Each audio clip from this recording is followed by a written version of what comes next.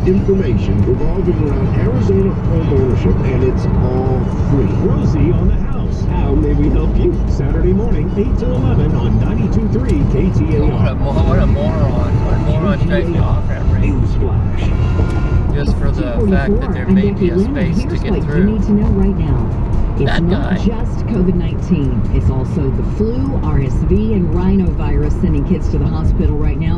A Tucson-based infectious disease pediatrician explains that these respiratory infections were mostly absent last winter because of all the masking and the social distancing, but they're back now and causing many kids to be hospitalized.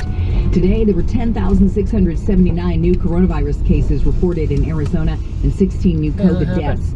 Arizona's death toll is nearing 25,000 as statewide hospital and ICU bed use are at 94% capacity or higher.